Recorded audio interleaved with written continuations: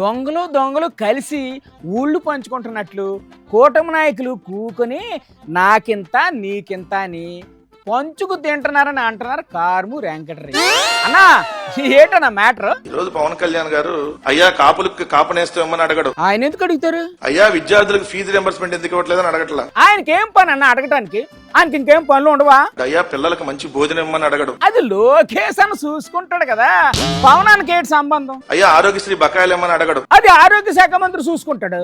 తన శాఖ అధికారుల మీద బుడ్డా రాజశేఖర రెడ్డి అనే తెలుగుదేశం ఎమ్మెల్యే ఏదో చిత్రహింసలకు గురి చేసి దాడులు చేస్తుంటే దాన్ని అడగడు. Law and order home minister పరిధి కదా. కానీ ఆయన అధికారంలోకి వచ్చిన తర్వాత ఉప ముఖ్యమంత్రి హోదాలో ఆయన హరిహర వీరమల్లు, ఓజీ, ఇప్పుడు ఉస్తాద్ భగత్ సింగ్ టికెట్ రేట్లు పెంచుకోవడానికి మాత్రం ప్రభుత్వం నుంచి అనుమతులు తీసుకుంటారు. మరి ఇందాకటి నుంచి ఏమి అడగట్లేదు, ఏమి చేయట్లేదు అన్నారు కదా, టికెట్ రేట్లు పెంచుకున్నారుగా, ఇప్పుడు ఏటంటారు? దీని మీద మీకున్న శ్రద్ధ రాష్ట్రంలో ఉన్న సమస్యల మీద ఎందుకు లేదు? రాష్ట్రంలో సమస్యలు ముఖ్యమంత్రి చూసుకుంటాడన్నయ్య. అదేదో సినిమాలో ఉంటది, ఏటుంటది? ఇది నీకు ఇది నాకు, ఇది నీకు ఇది నాకు అని వాటాలు వేసుకొని పంచుకుంటారు కదా. ఇప్పుడు వీళ్ళు ఎలా పంచుకుంటున్నారన్నా?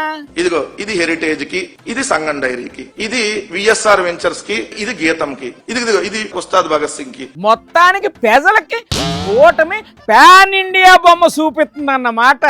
బాగుంది.